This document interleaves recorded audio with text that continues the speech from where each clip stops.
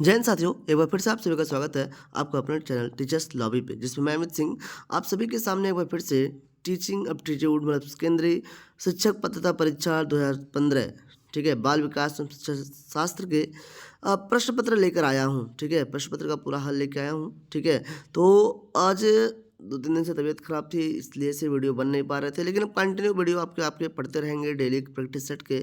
और practice set नहीं मतलब प्रीवियस ईयर पेपर्स के क्वेश्चंस डेली बनते रहेंगे। उसके बाद प्रीवियस ईयर पेपर कंप्लीट होने के बाद आपके किसका आपका प्रैक्टिस सेट भी होता रहेगा। ठीक है, तो चलिए वीडियो को लाइक और शेयर जरूर करिएगा आप सभी लोग।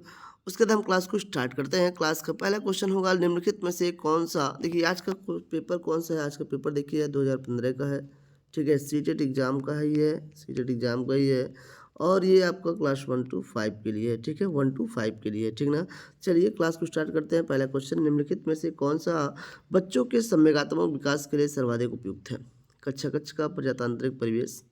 ठीक है, संवेगात्मक विकास करना है मतलब इमोशनल डेवलपमेंट करना है। इमोशनल डेवलपमेंट का सर्वाधिक उपयुक्त है के लिए सर्वाधिक उपयुक्त है कक्षा कक्षा का प्रजातांत्रिक परिवेश। अध्यापकों की कोई भी सहभागिता नहीं क्योंकि वह माता पिता का कार्य है। गलत। भाई संवेगी विकास में अध्यापक का भी सहयोग होना चाहिए, क्यों जरूरी नहीं है केवल वो माता पिता ही कि उसका संवेगी विकास करे। फिर कक्षा कक्षा का नियंत्रित परिवेश, जब आप बच्चों को कंट्रोल बहुत ज़्यादा करेंगे तब भी नहीं हो पाएगा। फिर कक्षा कक्षा का अधिकारवादी परिवेश, अधिकारवादी भी अच्छा नहीं होता है। अधिकारवादी जहाँ पे मतलब किसी एक लोग का राज चल रहा है नहीं, तो कक्षा कक्षा का प्रजातांत्रिक परिवेश संवेगात्मक विकास के लिए बहुत ही अच्छा माना जाता है। ठीक है, भैया कक्षा कक्षा का जब प्रजातांत्रिक परिवेश होगा, जहाँ बच्चे विद्यालय में बच्चों के साथ समय गुजार रहे हैं, बच्चों के साथ खेल कूद रहे हैं। ठीक है, जब बच्चों के साथ खेल कूद रहे हैं, उनके दोस्त बन रहे हैं, तो उसमें क्या होगा, संवेगात्मक विकास होगा। यह परिवेश बच्चे को नकारात्मक भावों के सापेक्ष सकारात्मक भावों की महत्ता भी बताता है। ठीक है, अगला क्वेश्चन देखा जाए। नेक्स्ट क्वेश्चन आपका, निम्नलिखित में से कौन सा एक उपयुक्त रचनात्मक आकलन कार्य नहीं है। रचनात्मक आकलन के अंतर्गत छात्रों को खुले अंत वाले प्रश्न दिए जाते हैं। किसका खुले अंत वाले प्रश्न, परियोजना कार्य और अवलोकन दिया जाता है। ठीक है, मतलब रचनात्मक कार्य के अंतर्गत ऐसा प्रश्न आएगा जो खुला हो, जैसे निबंध में आप जैसा चाहे वैसा आंसर लिख सकते हैं, तो खुले अंत वाला प्रश्न है। परियोजना जब दिया जाता है बच्चों को, जब अवलोकन करने के लिए दिया जाता है। ठीक है, जबकि विद्यार्थियों का योग्यता क्रम निर्धारित करना विद्यार्थियों का योग्यता क्रम निर्धारित करना, ठीक है, मूल्यांकन कार्य होता है। क्या होता है, ये मूल्यांकन का कार्य है। ठीक है ना, जब हम उनकी भाई देखो, जब हम उनकी योग्यता का बात कर दे रहे हैं, योग्यता का निर्धारित कर दे रहे हैं कि ये कक्षा 2 में पढ़ेगा, कक्षा 3 में पढ़ेगा, इसकी योग्यता है, ये फेल हो गया, ये पास हो गया, तो हम उसकी योग्यता की बात कर रहे हैं, योग्यता का निर्धारण कर रहे हैं, तो मूल्यांकन की बात कर रहे हैं। किसकी बात कर रहे हैं, मूल्यांकन की। लेकिन जब आकलन करते हैं तो खुले अंत वाला प्रश्न होना चाहिए, परियोजना होना चाहिए, अवलोकन होना चाहिए। ठीक है, नेक्स्ट क्वेश्चन देखा जाए। एक प्रभावशाली अध्यापिका होने के लिए यह महत्वपूर्ण है, पुस्तक से उत्तरों को लिखने पर बल दिया जाए। भैया आप एक प्रभावशाली अध्यापिका हैं, तो क्या आप इस पे बल देंगे कि बच्चे पुस्तक से उत्तरों को लिखे? नहीं, गलत करिएगा। समूह गतिविधि के बजाय, देखिए बजाय यहाँ पे एक प्रकार का निगेटिव ऑप्शन हो गया, पढ़ो तब भी। समूह गतिविधि के बजाय व्यक्तिगत अधिगम पर ध्यान देना, ऐसा भी नहीं है हम एक एक बच्चों के अधिगम पर ध्यान नहीं दे सकते हैं, कि ग्रुप में बच्चे पढ़ते हैं। फिर विद्यार्थियों के द्वारा प्रश्न पूछने के कारण उत्पन्न व्यवधान की अनदेखी करना, यहाँ भी भैया क्या हो सकता है, गलत हो जाएगा।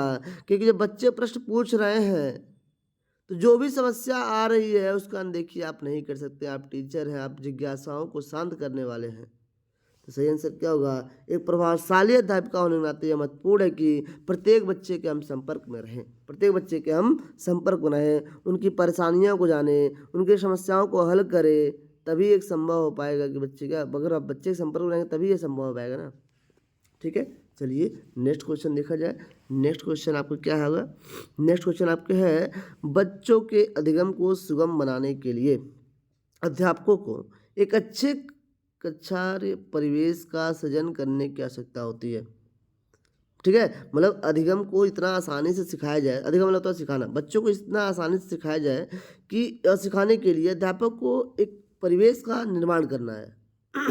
इस प्रकार के अधिगम परिवेश का सृजन करने के लिए नीचे दिए गए कथनों में से कौन सा सही नहीं है?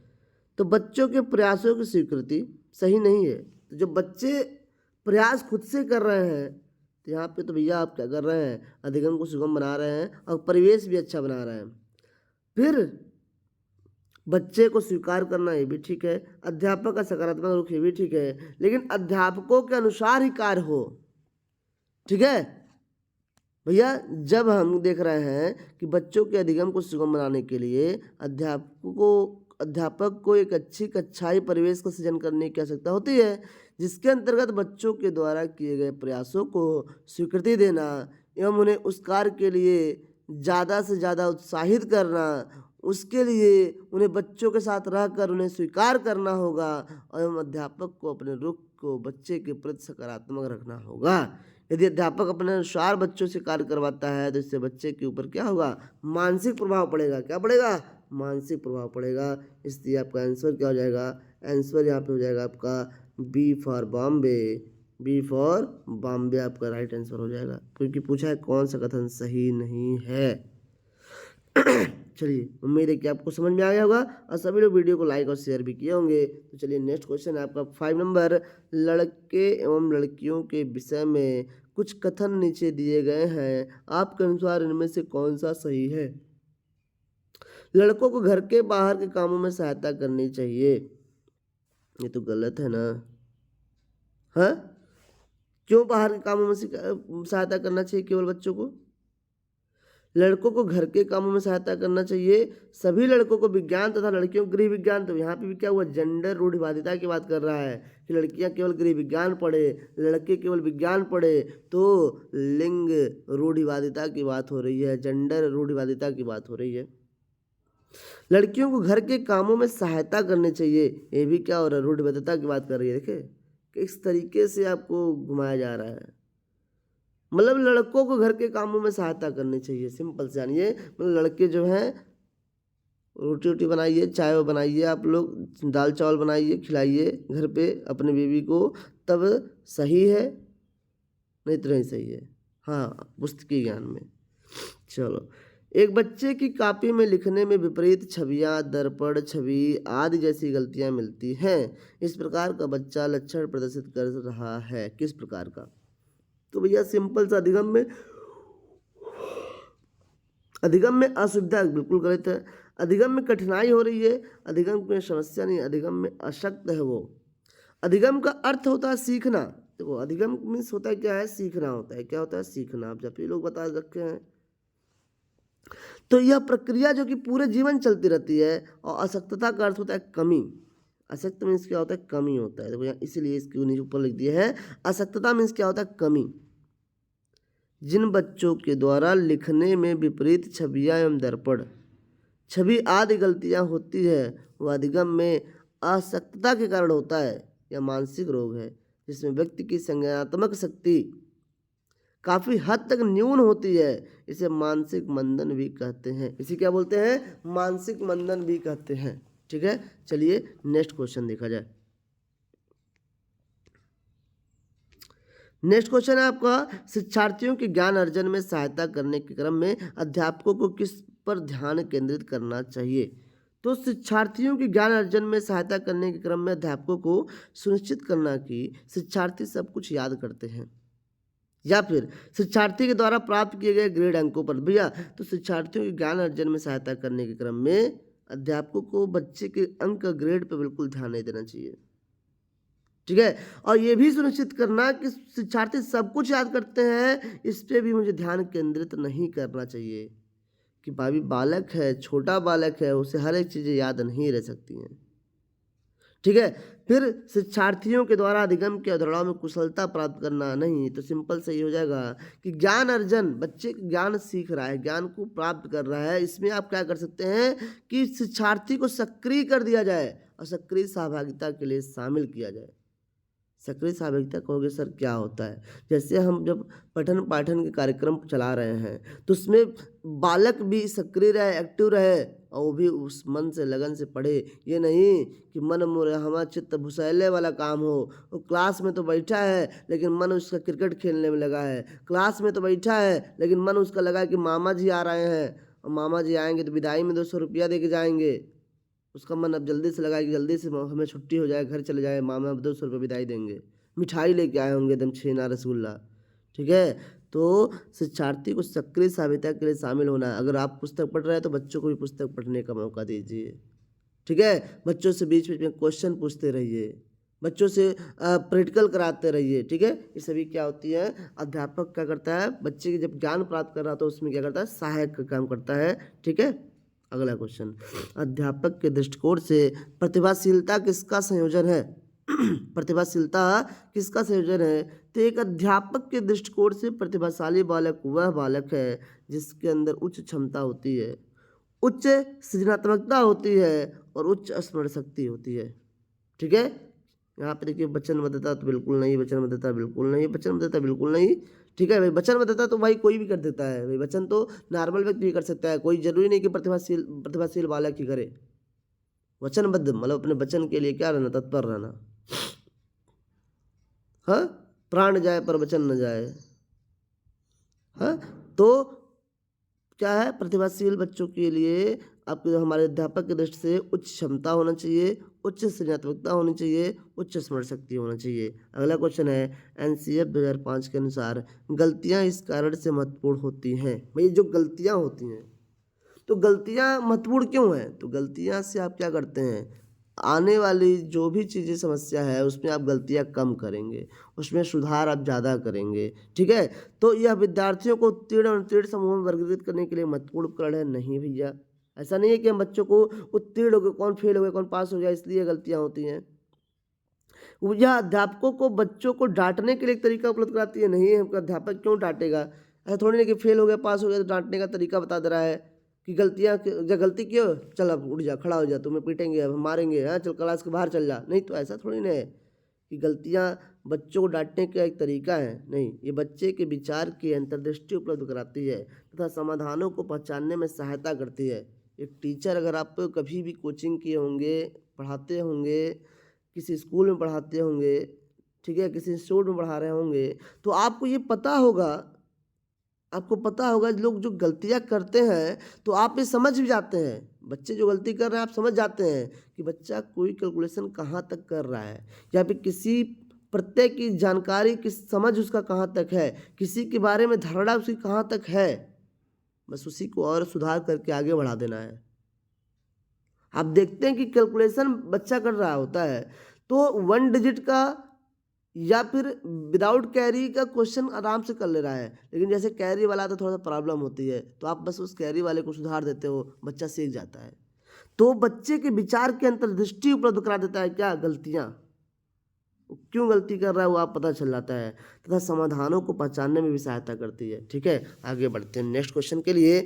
आउट ऑफ द बॉक्स चिंतन किससे संबंधित होती है? तो देखिए दो प्रकार की चिंतन होती है, एक अपसारी होती है, एक अभिसारी होती है। तो अभिसारी चिंतन बात होती है, तो आउट ऑफ द बॉक्स चिंतन अपसारी चिंतन से संबंधित होता है। समझिएगा, इस प्रकार के चिंतन में व्यक्ति को कुछ तथ्य तो दिए होते हैं, उनमें अपनी ओर से एक तथ्य जोड़कर निष्कर्ष निकालना होता है। मतलब एक बात करें सिंपल सा, अपसारी अभिसारी, अभिसारी मतलब सिंपल सा, जो किसी समस्या का एक प्रकार से हल करे उसे अभिसारी चिंतन बोलते हैं, जो किसी समस्या का अनेक प्रकार से हल करे उसे अपसारी चिंतन बोलते हैं। ठीक है, अगला क्वेश्चन, शिक्षण में अध्यापकों के द्वारा विद्यार्थियों का आकलन इस अंतर्दृष्टि को विकसित करने के लिए किया जा सकता है। उन विद्यार्थियों की पहचान करना जिन्हें उच्चतर कक्षा में प्रोन्नत करना है, उन विद्यार्थियों को प्रोन्नत करना न करना जो विद्यालय के स्तर के अनुकूल नहीं है। ठीक है, ये तो गलत हो जाएगा।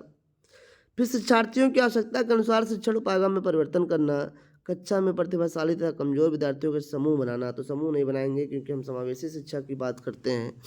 तो शिक्षण में अध्यापकों के द्वारा विद्यार्थियों का आकलन इस अंतर्दृष्टि को विकसित करने के लिए किया जा सकता है कि शिक्षार्थियों की आवश्यकता के अनुसार शिक्षण उपागम में परिवर्तन हो। ठीक है, उच्चतर कक्षा में प्रोन्नत करने के लिए नहीं, हम आकलन इसलिए करते हैं कि जरूरत लगे अगर हमें तो हम शिक्षण के विधियों में चेंज कर ले, शिक्षण की प्रणालियों में चेंज कर ले, परिवर्तन कर ले। ठीक है, अगला क्वेश्चन है, अधिगम अनुभवों को इस प्रकार से आयोजित किया जाना चाहिए जिससे अधिगम को सार्थक बनाया जा सके। नीचे दिए गए अधिगम अनुभवों में से कौन सा बच्चों के लिए सार्थक अधिगम को सुगम नहीं बनाता है? तो विषय वस्तु को केवल केवल मिला तो भैया सिंपल सा केवल भी मिल गया और याद भी मिल गया, तो दोनों क्या हो गए? गलत हो गए। ठीक है, फिर दिया आपका विषय वस्तु पर प्रश्न बनाना, विषय वस्तु पर परिचर्चा वाद विवाद करना, प्रकरण और प्रस्तुतिकरण करना। तो सही आंसर हमारा क्या होगा? तो वो सुगम नहीं बनाता, तो ये तो सही आंसर हो जाएगा, क्योंकि क्या पूछा? नहीं, तो नहीं क्या हो जाएगा? Option number A. ठीक ना, तो राइट आंसर आपका क्या हो गया? Option number A. अधिगम अनुभव को इस प्रकार से आयोजित किया जाना चाहिए किसी से अधिगम को सार्थक बना सके। और दिया नीचे दिए अनुभव में से कौन सा बच्चों के लिए सार्थक अधिगम को सुगम नहीं बनाता? देखो, कोई क्वेश्चन आपसे मुझे पढ़ने जो इतनी पड़ी, मुझे केवल मिल गया, याद मिल गया, मेरा आंसर भी यही मिल गया। यही नेगेटिव ऑप्शन था, पूछा भी था क्या नहीं बनाता है, तो ये आंसर हो गया। ठीक है, और बच्चों को शाब्दिक या गैर शाब्दिक दंड देने का परिणाम होता है। ठीक है, तो बच्चे को शाब्दिक या गैर शाब्दिक दंड देने का परिणाम होता है उन्हें कार्य करने के लिए प्रेरित करना नहीं, बच्चे की छवि की सुरक्षा करना, उनके अंक में सुधार करना, उनके स्वयं के प्रति अवधारणा को नष्ट करना। बच्चों को शाब्दिक या गैर शाब्दिक दंड देने से बचना चाहिए, क्योंकि इससे उनके स्वयं के प्रति अवधारणा नष्ट हो जाती है तथा कुछ नया सीखने के प्रति उनमें भय या नकारात्मकता उत्पन्न होती है, जो उनके विकास को क्या करता है? जो उनके विकास को बाधा करता है, बाधित करता है। क्या करता है? बाधित करता है उनके विकास को। ठीक ना, चलो अगला क्वेश्चन देखा जाए। अगला क्वेश्चन है आपका, पहले क्वेश्चन ही पढ़ लेते हैं। निम्नलिखित में से कौन प्रारंभिक बाल्यावस्था अवधि के दौरान उन भूमिकाओं एवं व्यवहारों के बारे में जानकारी प्रदान करता है जो एक समूह में स्वीकार्य है? भाई बहन, अध्यापक, साथी, माता पिता एवं भाई बहन। तो भैया बाल्यावस्था में माता पिता एवं भाई बहन ही प्रारंभिक बाल्यावस्था के दौरान जो भी भूमिकाओं एवं व्यवहारों के बारे में जानकारी प्रदान करते हैं वो माता पिता, भाई बहन, पारिवारिक परिवेश ही देता है। ठीक है, जो सामूहिक रूप से स्वीकार भी है। ठीक, अगला क्वेश्चन देखा जाए। नेक्स्ट क्वेश्चन है, विद्यार्थियों को स्वच्छता के लिए प्रेरित करने हेतु उन्हें स्वच्छता समिति का सदस्य बनाना प्रतिबिंब करता है। तो भैया आप स्वच्छता समिति का, तो पहले स्वच्छता के लिए उन्हें प्रेरित कर रहे थे, अब प्रेरित करने के लिए उन्हें क्या कर दिया आपने? उन्हें समिति का सदस्य बना दिया, स्वच्छता समिति का सदस्य बना दिया। तो ये क्या है? व्यवहारवादी उपागम है, मानवतावादी उपागम है, संज्ञानात्मक उपागम नहीं, ये सामाजिक सांस्कृतिक संकल्पनाएं हैं, प्रेरणा की सामाजिक सांस्कृतिक संकल्पनाएं हैं। ठीक है, जैसे विद्यार्थियों को स्वच्छता के लिए प्रेरित करने हेतु उन्हें स्वच्छता समिति का सदस्य बनाना प्रेरणा की सामाजिक सांस्कृतिक संकल्पनाएं प्रदर्शित करती हैं। इसी प्रकार किसी भी सामाजिक सांस्कृतिक कार्य के प्रति विद्यार्थियों को प्रेरित करने के लिए उसमें उन्हें सक्रिय सहभागी बनना होता है। यह निम्नलिखित में से कौन सा से रहेगा? बस निम्नलिखित में से कौन सा आयु समूह परवर्ती बाल्यावस्था श्रेणी के अंतर्गत आता है? परवर्ती मतलब बाद के। तो बाल्यावस्था आपका 6 से 12 वर्ष की अवस्था होती है। 6 से 9 वर्ष की जो अवस्था होती है, इसमें 6 से 9 वर्ष की होती है पूर्ववर्ती बाल्यावस्था बोलते हैं, और 9 से 12 वर्ष की जो अवस्था होती है उसे क्या बोलते हैं? यहाँ से आयु को 18 वर्ष, यहाँ 9 से 11 वर्ष करिएगा, नहीं 9 से 12 वर्ष दिया नहीं है, ऑप्शन नंबर यहाँ पे 9 से कर दीजिए। हाँ, तो 9 से 12 वर्ष जो होगा आपका क्या हो जाएगा? परवर्ती बाल्यावस्था हो जाएगा, डी कर दीजिएगा। फिर यहाँ पे देखो 6 से 9 होता है पूर्ववर्ती, मतलब बाल्यावस्था का पहले की आयु, और परवर्ती बाल्यावस्था के बाद की आयु। तो बाद की कौन सी है? 9 से 12 वर्ष की अवस्था होती है। क्या होती है? 9 से 12 वर्ष की अवस्था। अगला क्वेश्चन है, आर्जव नाम कोई लड़का है, तर्क देता है कि भाषा विकास व्यक्ति की नैसर्गिक प्रवृत्ति से प्रभावित होता है, जबकि सोनाली महसूस करती है कि यह परिवेश से प्रभावित होता है। ठीक है, सिंपल सुनिएगा कि अर्जुन नाम का कोई व्यक्ति है, कहता है कि जो विकास है, भाषा का जो विकास है व्यक्ति की नैसर्गिक प्रवृत्ति से प्रभावित हो रहा है, जबकि सोनाली महसूस कर रही है कि परिवेश से प्रभावित हो रहा है। अर्जुन और सोनाली के बीच चर्चा किस विषय से संबंधित है? तो प्रकृति तथा पालन पोषण वाद विवाद का प्रयोग व्यक्तियों के जन्मजात सहज गुणों और उसकी परवरिश और पालन पोषण के दौरान मिले पर्यावरण और माहौल के प्रभाव के द्वारा विकसित व्यवहार के लक्षणों की आपसी संपूरकता और विरोधाभासों के संबंध में विवेचना करती है। ठीक है, मतलब वो चुनौतीपूर्ण संवेदनशील भावना नहीं है, स्थिरता अस्थिरता पे बहस नहीं कर रही हैं वो, और सतत असतत पे नहीं, वो प्रकृति पे भी बहस कर रही हैं, वो पालन पोषण पे बहस कर रही हैं, वाद विवाद कर रही हैं। ठीक है, अगला क्वेश्चन। अध्यापिका ने ध्यान दिया कि पुष्पा अपने आप किसी एक समस्या का समाधान नहीं कर सकती है। ठीक है, मतलब यहाँ पे एक टीचर है, वो किसी लड़की को देख रही है क्योंकि अपने आप किसी समस्या का समाधान नहीं कर पा रही है। जब भी उसे समस्या का समाधान करना होता है, दोस्तों का हेल्प ले रही है, टीचर का हेल्प ले रही है, किसी का हेल्प ले रही है। ठीक है, तो इस मार्गदर्शन को क्या कहेंगे? जब वो हेल्प ले रही है तो उसको क्या कहा जाए, उस हेल्प को क्या कहा जाए? तो भैया हेल्प लेना क्या होता है? सिंपल सा होता है, सहारा देना होता है। क्या होता है? सहारा देना। यदि छात्र द्वारा किसी की सहायता से प्रश्नों को हल किया जाता है जो कि उससे बड़ा है, तो इस प्रकार के मार्गदर्शन को सहारा देना कहा जाएगा। ठीक है, क्या कहा जाएगा? सहारा देना। अब अध्यापिका ने एक कमेटी के प्रधान को सभापति के स्थान पर सभाध्यक्ष लिखा। मतलब कुछ गलती हो गई उनसे कि सभापति के स्थान पर सभाध्यक्ष लिख दिया है। संकेत करता है कि अध्यापिका एक अधिक उपयुक्त परिभाषित शब्द का पालन करती हैं? बिल्कुल नहीं। भाषा पर अच्छा अधिकार रखती हैं? भैया भाषा पर अगर अच्छा अधिकार रखती तो ऐसा गलती क्यों करती? और फिर एक लिंग मुक्त भाषा का प्रयोग कर रही हैं। सभापति एक पुल्लिंग शब्द है, आप जानते हैं ना, सभापति एक पुल्लिंग शब्द है, जबकि सभाध्यक्ष एक सामान्य शब्द है। क्या है? सामान्य शब्द है, जिनके अंतर्गत पुल्लिंग या स्त्रीलिंग दोनों आ जाते हैं। अतः अध्यापिका ने एक लिंग मुक्त भाषा का प्रयोग किया। उन्होंने सभापति लिखता, अगर अध्यापिका जो थी, यहाँ पे टीचर जो थी, लेडीज टीचर जो हैं, उन्होंने सभापति अगर लिखा होता, कमेटी के प्रधान को सभापति लिखता, तो वहाँ पे किसी एक पुरुष वर्ग का निर्धारण हो जाता। लेकिन जब उन्होंने सभाध्यक्ष लिख दिया, क्या लिख दिया? सभा अध्यक्ष लिख दिया, तो सभा अध्यक्ष वहाँ पे क्या हो गया? वो आपका पुरुष और स्त्री दोनों जाति का बोध करा दिया। इसे प्रिंसिपल, प्रिंसिपल चाहे सर हो चाहे प्रिंसिपल हो मैम, दोनों के लिए प्रिंसिपल शब्द ही यूज होता है। ठीक है, ठीक ना, आगे बढ़ जाए। सतत एवं व्यापक मूल्यांकन किस लिए आवश्यक है? सतत एवं व्यापक मूल्यांकन किस लिए आवश्यक है? शिक्षण के साथ परीक्षण का तालमेल बैठाने के लिए, शिक्षा बोर्ड की जवाबदेही कम करने के लिए। भाई जवाबदेही क्यों कम करेंगे आप?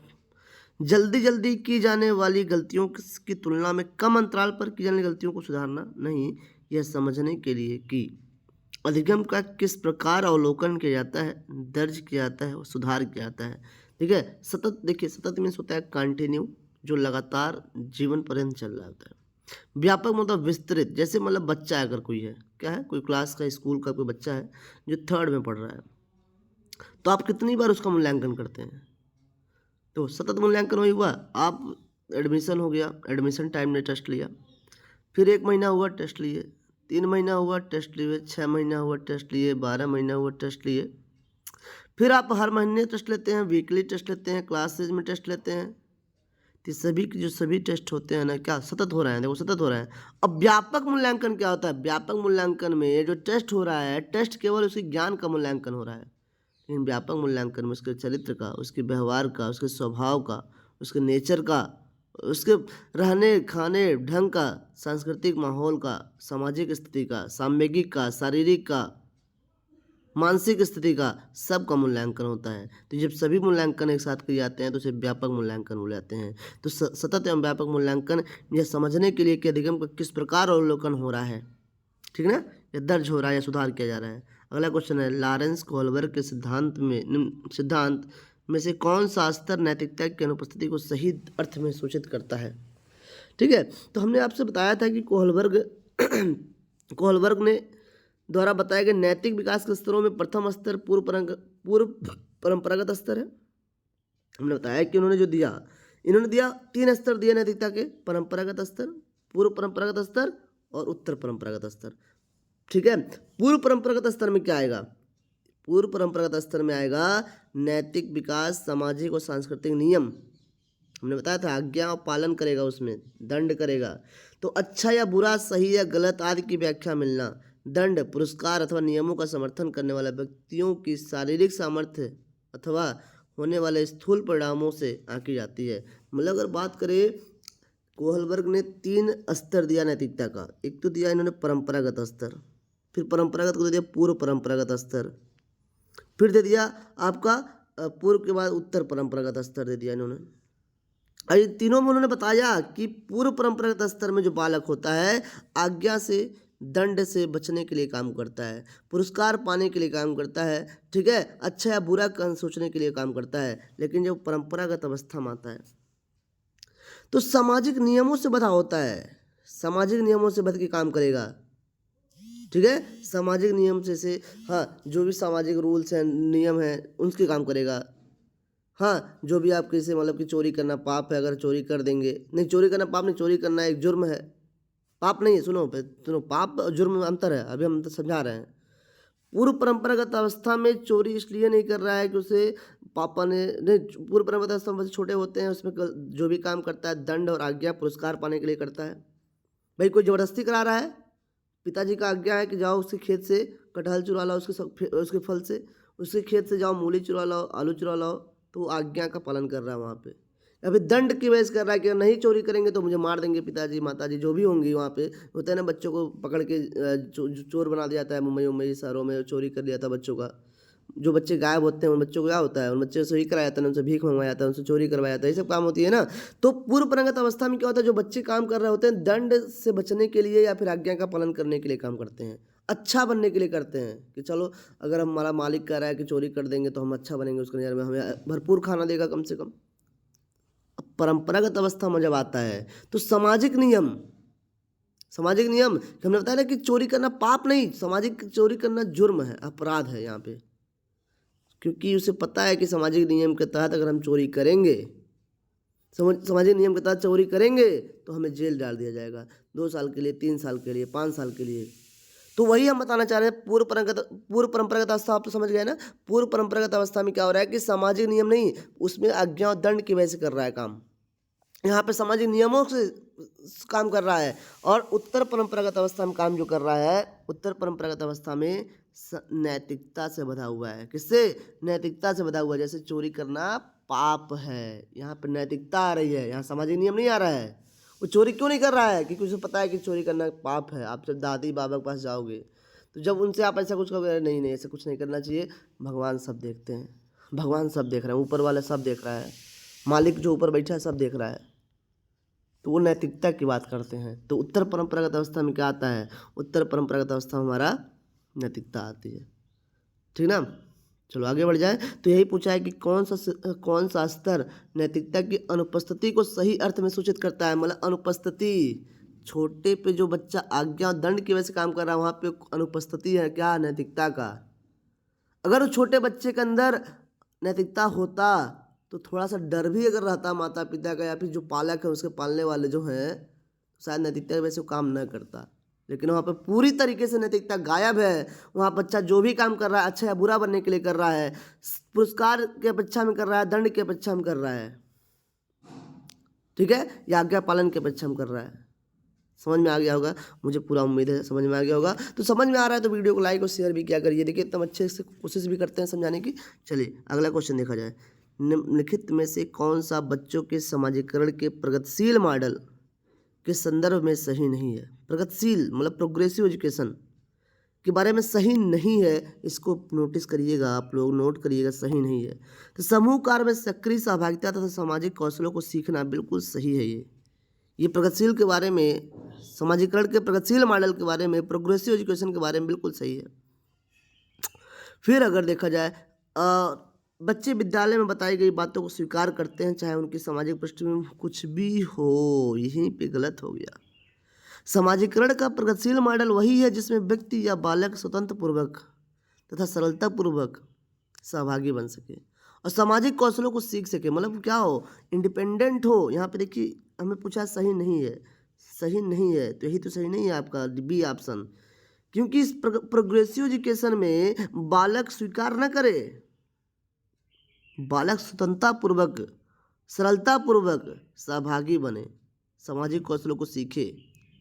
यदि विद्यालय में कोई ऐसी बात या कार्य बताया या कराया जाता है जो छात्रों के सामाजिक पृष्ठभूमि से भिन्न है या उसके अनुकूल नहीं है तो इससे छात्रों के समाजीकरण में विरोध उत्पन्न होगा, जो किसी भी दिशा में समाजीकरण के प्रगतिशील मॉडल नहीं है। ठीक है, चलो अब कहोगे सर कैसे, अब हम कैसे समझे इसको, बताइए आप। सामाजिक पृष्ठभूमि पता नहीं क्या बोल दिए उल्टा सीधा, हमें समझ में नहीं आया।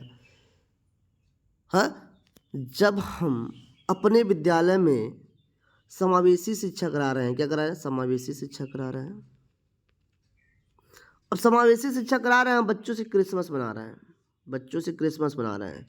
हमारे स्कूल में जो बच्चे हैं हिंदू हैं या मुस्लिम हैं, हमारे स्कूल में जो बच्चे हैं हिंदू या मुस्लिम हैं, उनकी सामाजिक पृष्ठभूमि ऐसी है ही नहीं। अब उनसे ज़बरदस्ती क्रिसमस मना रहे हैं और प्रे करवा रहे हैं, यीशु ग्रेट, यसु यसु मेरा यसु यसु करा रहे हैं, तो क्या होगा, बच्चा उनसे अनुकूलन नहीं करेगा और उसका समाजीकरण क्या करेगा, विरोध करेगा उसका। और ये समाजीकरण का क्या होगा, प्रगतिशील मॉडल नहीं होगा, प्रोग्रेसिव मॉडल नहीं होगा, क्योंकि प्रोग्रेसिव मॉडल में बच्चा स्वतंत्र रूप से सोचने वाला होना चाहिए और खुद सहभागिता करे, तब तो ठीक है। और जब ज़बरदस्ती आप क्रिसमस मनवाएंगे तो वहाँ बच्चा क्या करेगा, प्रोग्रेसिव या फिर समाजीकरण का बात वहाँ पर नहीं होगी। ठीक है, वो समाजीकरण का प्रगतिशील मॉडल वहाँ पर बात नहीं होगा। ठीक है, क्योंकि वहाँ विरोध होगा। चलो आगे बच्चा देखा जाए, नेक्स्ट क्वेश्चन यहाँ पे और ऑप्शन देखा है, कक्षा में प्रजातंत्र के लिए स्थान होना चाहिए, तो ये तो सही है। समाजीकरण सामाजिक नियमों का अधिग्रहण है, ये भी सही है। अब पूछा था सही नहीं है। अगला क्वेश्चन है, अधिगम में आकलन किस लिए आवश्यक होता है, अधिगम में आकलन किस लिए आवश्यक होता है, तो ग्रेड और अंकों के लिए भी ग्रेड और अंकों के लिए हम मूल्यांकन कर सकते हैं, परीक्षण कर सकते हैं। ठीक है, तो अधिगम में आकलन प्रेरणा के लिए नहीं, प्रेरणा एक अलग चीज़ है। प्रेरणा आपको क्या करता है, अधिगम में मोटिवेट करता है, आपको रुचि बढ़ाता है, इंटरेस्ट बढ़ाता है आपको पढ़ने के लिए, तो ये क्या करेगा आपको, हाँ ठीक है।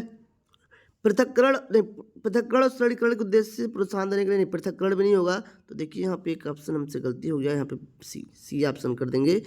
अधिगम में आकलन किस लिए आवश्यक है, प्रेरणा के लिए आवश्यक है। अब कहोगे सर कैसे, सुन लो। आकलन से छात्र और अध्यापक दोनों का आकलन होता है तथा अध्यापक छात्रों को आकलन कर उनकी कमजोरियों को पहचान करते हैं।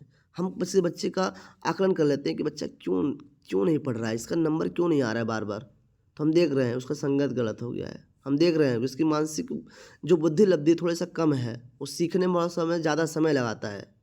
ठीक है, या फिर देख रहे हैं कि पढ़ ही नहीं रहा है, बस घूम रहा है, पढ़ने मन नहीं लगा रहा है। ठीक है, तो आकलन के द्वारा हम क्या करते हैं, बच्चों की कमजोरियों को पहचान करते हैं और उसमें सुधार करने का प्रयास करते हैं, और छात्र अपनी कमजोरियों को जानकर उसमें सुधार करता है। इसलिए आकलन क्या है, एक प्रेरणा भी है। ठीक ना, गलती हो गया। चलो आगे देखा जाए, प्रचलित योजनाओं में नई जानकारी जोड़ने को किस नाम से जाना जाता है, तो भैया उसे बोलते हैं आत्मसातीकरण। ठीक है, जो आप प्रचलित योजनाएं चल रही है उसमें नई जानकारी अगर जोड़ दे उसे किस नाम से जाना जाएगा, तो आत्मसातीकरण बोला जाएगा। क्या बोला जाएगा, आत्मसातीकरण। जैसे आप लोग जानते होंगे कि जैसे ग्रह चल रहे हैं, ग्रह 9 ग्रह होते हैं, 8 ग्रह होते हैं, उसी में देखिए अक्सर हमेशा खोज होता रहता है कि नासा ने खोजा एक और ग्रह जिसका नाम प्रॉक्सिमा सेंचुरी रख दिया, कुछ और नाम रख दिया, अल्फा बीटा गामा रख दिया। ठीक है, तो कुछ जो चीज़ें आपको चल रही हैं, जो चीज़ें आपकी पहले से चल रही हैं कि 8 ग्रह हैं, उसी में एक ग्रह जोड़ दिया गया, तो ये क्या हो गया, 9 ग्रह हो गए। तो आत्मसातकरण कर लिया आपने, उसमें जान लिया कि चीज़ और होता है आपका। जैसे इंग्लिश के नए नए वर्ड हमेशा बनते रहते हैं, शब्द बनते रहते हैं नए नया। ठीक है, चलो आगे बढ़ जाए।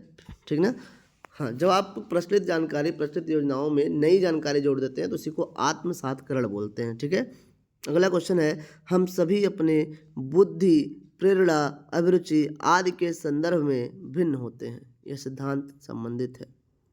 व्यक्तिगत भिन्नता से, बुद्धि के सिद्धांतों से, वंशानुक्रम से, पर्यावरण से, मतलब सिंपल से बोल रहा है कि हम सभी अपने बुद्धि से, प्रेरणा में, अभिरुचि आदि के संदर्भ में भिन्न हो रहे हैं। तो भाई व्यक्तिगता का सिद्धांत है, यहाँ पे क्या है, व्यक्तिगता का सिद्धांत है। क्योंकि मैंने बताया, एक ही एग्जाम्पल देते हैं इसमें जिससे आप लोग आराम से समझ जाएं।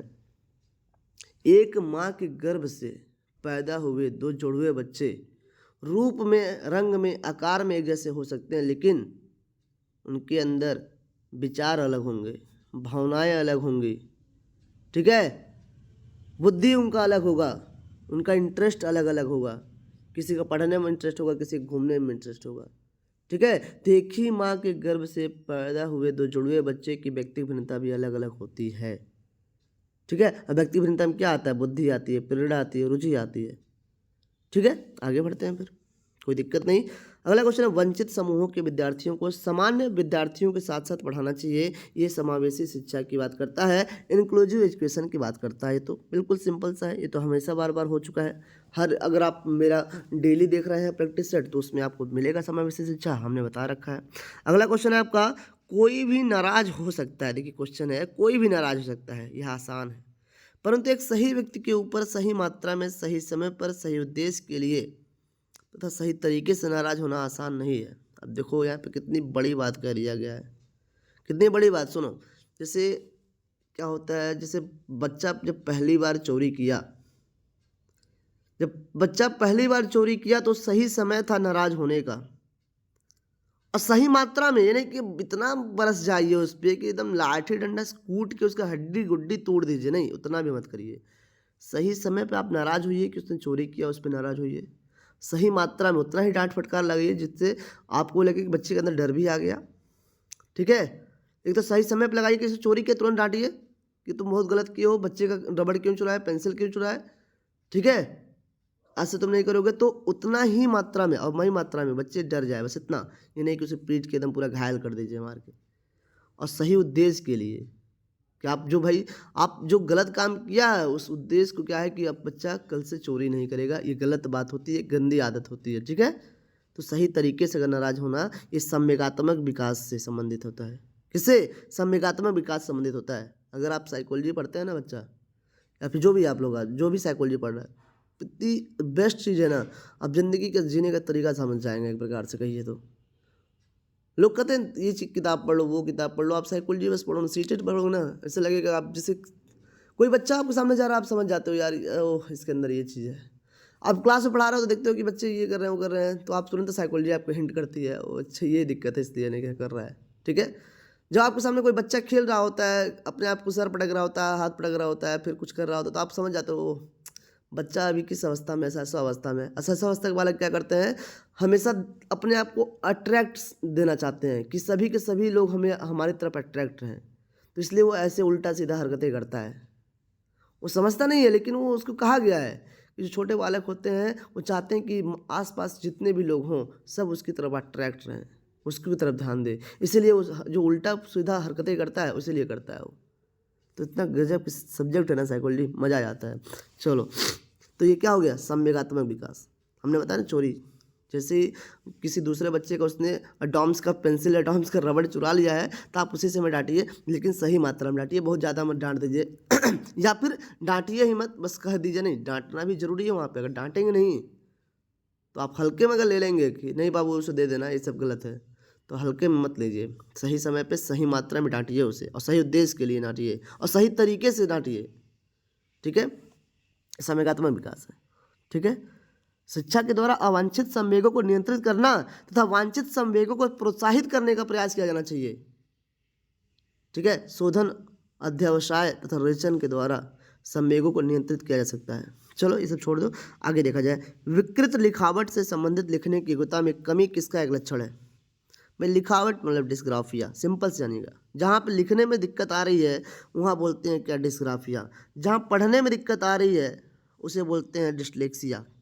जब पढ़ने में दिक्कत आ रहा है तो, जब मैथ में दिक्कत आ रहा है, संख्या में दिक्कत आ रहा है, मैथ में दिक्कत आ रहा है, गणित में दिक्कत आ रहा है, तो डिस्कैलकुलिया।